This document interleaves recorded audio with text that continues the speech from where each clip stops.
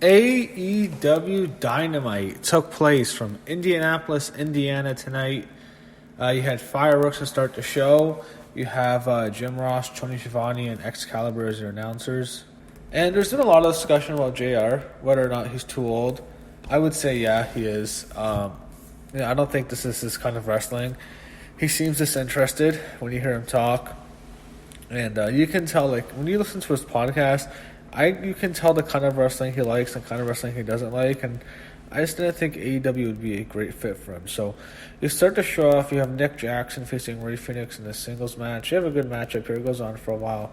Both guys are good. They gave the win to Ray Phoenix. But after the match, you had Phoenix ignores Jackson's handshake. So Lucha Bros, their part gets the win here. The Young Bucks taking our loss to Lucha Bros. It was okay. It was fine. They did the good job to start the show off.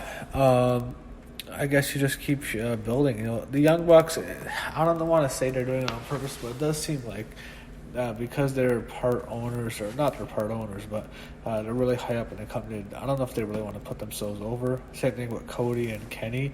It does seem like they're losing to show the fans, well, we're not going to put ourselves over because we're really high up in the company. Anyway, next we had a match with Britt Baker against Hikaru Shida. They did okay here. Britt can be a star. She has the looks, obviously. I was surprised they don't push her a bit more. She was the first female they actually signed, I believe. They did well here. It was a good matchup here. Hikaru, I guess she can feud with Rio soon. I guess they're not going to go with Britt Baker and Rio. Maybe they're doing something with Britt Baker turns heel, but I'd like to see her and Rio have a long feud. This was a good matchup here. I enjoyed it. I think both of them were very talented. They went back and forth. They gave the win to Schita, so she gets the win over Britt Baker, and she'll probably go on to feud with Rio soon. They do a video feature with the Dark Order, and what they do is they show like this overweight man getting bullied at a train stop, and then what I found similar to this almost reminded me of that movie Joker. I mean, the new Joker movie, kind of like when he kills 3 kids on the train. But sorry for the spoilers, everyone, but that was kind of cool. That's what it reminded me of. Next, you had the Dynamite Dozen Battle Royal. You have Hangman Page, you have Chuck Taylor, Jimmy Havoc, Kip Sabian, Jungle Boy, Pentagon, Sonny Kiss, Joey Janela, MJF, Billy Gunn, and Orange Cassidy as your participants. And holy shit, Billy Gunn is juiced. Man, the guy looks like he's as big as Brock Lesnar. And I saw this photo of him and Brock at WWE backstage. It's crazy how big he is. I think it's who's ever the last 2 faces in the match, and the winner, I guess, gets a ring or something. I don't know what it is, but it was good. It was a good matchup here. I like Battle Royals. They're fun to watch. You have, at the end, you have MJF and Adam Page, the last 2. So those are 2 good choices. 2 of their top stars are the final 2 guys who survive, and are the final 2 participants in the match. And they face next week, and the winner faces gets the Dynamite Diamond ring. So they're doing Chris Jericho's major announcement, and he and Hagar come out, and Jericho's with the Inner Circle with the other guys, Santana, Ortiz, and Hagar and Guevara. And Jericho cuts a promo on Indianapolis. He says he is going to make his big announcement, and they just can't do it. I don't know. Like they're waiting for him to do something. And it's just that he's going to have a big, a big party, a big celebration next week. He's going to have aquariums and clowns. It's going to be a huge thing next week in Chicago, and he puts down Indianapolis. However, SCU comes out. They interrupt him, and Scorpio Sky leads the way. He cuts a promo on Jericho, and Jericho tells him that Melanie Parsons has gotten fat, and Sky says he likes big butts and he cannot lie.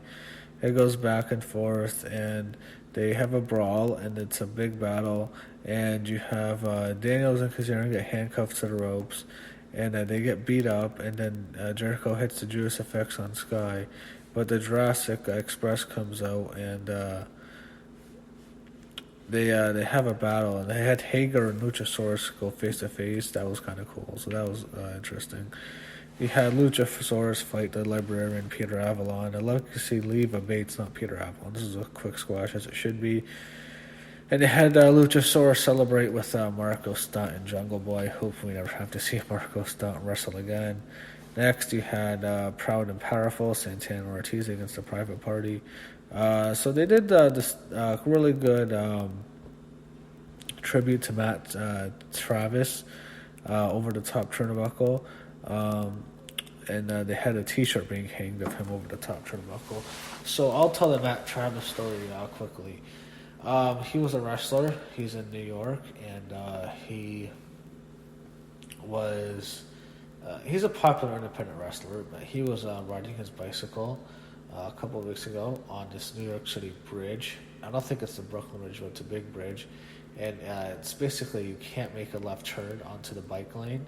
And what happened was, because it was so late in the morning, it was in November, it's 2 o'clock in the morning, a dump truck makes a big left turn and it collides with Matt and it kills him. It hits him and he dies.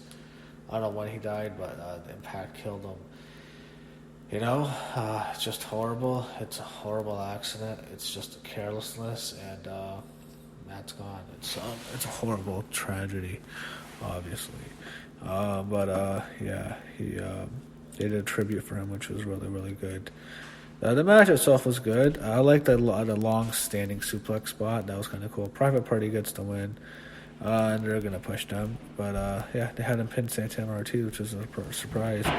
They had Sammy Guevara attack Nick Jackson, but Dustin Rhodes comes out to make the save. Dustin lays out Guevara and Private Party after the match. They show Kenny Omega. Talk about now he's doing very uncharacteristic things.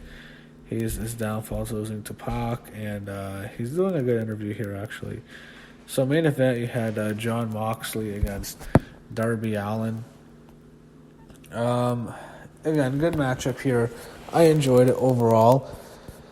Allin is someone who they want to push, obviously. They gave him a big battle with Cody. They gave him a main event spot here at Moxley. He's someone who can have a future. Like he has more of a future than someone like a Jimmy Havoc, because Jimmy Havoc's so small and his arms are so tiny. He looks like this emo 12-year-old. With Darby Allin, he is goth. He's a gothic guy, but like he does have more to him. I think he looks more menacing, to be honest. So it was a good feature for him. I enjoyed the main event. Couldn't have Renee Young tweeting this time. I guess she was too busy and drinking Ambrose main event. But they had a decent match. Ambrose or Hawksley. I don't know. I'm still a bit down from the Kenny Omega match. I thought that match was horrible. Not because it was disgusting. I just thought the match sucked. I thought it was boring. I did not care for it. I thought, everything looked fake.